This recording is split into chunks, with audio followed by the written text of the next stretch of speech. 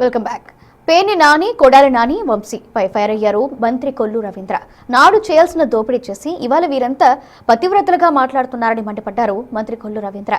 ఎన్ఆర్ఐలు వెంకట్రావు, రాము జిల్లాలకు ఏదో చేయాలని ఇక్కడికి వచ్చారని అన్నారు మంత్రి. బియ్యం దొంగ ఒక పక్క, భూ కబ్జాలతో ఘట్నం గ్యాంగ్ మరో పక్క, పార్టీ ఆఫీసులపై దాడి చేసిన మట్టి దొంగ ఇంకో పక్క. వీళ్ల మాటల్ని జనం అసహ్యించుకుంటున్నారని మంత్రి కొల్లు రవీంద్ర అన్నారు. పేర్ని నాని లాంటి పొలిటీషియన్ జిల్లాల్లోనే లేడని సంచలన వ్యాఖ్యలు చేశారు. పదవుల కోసం నాని ఎంత నీచానికైనా దిగజారుతారని కూడా మల్లు రవీంద్ర తెలిపారు. బియ్యం దొంగ ఒక పక్క, భూ కబ్జాలతో గెడ్డం బాబా ఒక పక్క, పార్టీ కార్యాలయం మీద దాడులు చేసి ఇసుక మట్టి దోపిడీ చేసినటువంటి మట్టి దొంగ ఒక పక్క, బియ్యం దొంగ ఒక పక్క.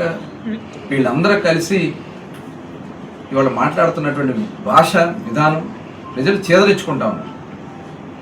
నేను ఇదే సందర్భంలో పేర్ని నాని గారిని నేను అడుగుతా ఉన్నా, నీలాంటి నీచమైనటువంటి రాజకీయ సంస్కృతి కలిగినటువంటి వ్యక్తి కృష్ణా జిల్లాలో ఇప్పటి వరకు పుట్టల, బహుశా పుట్టబోడేమో.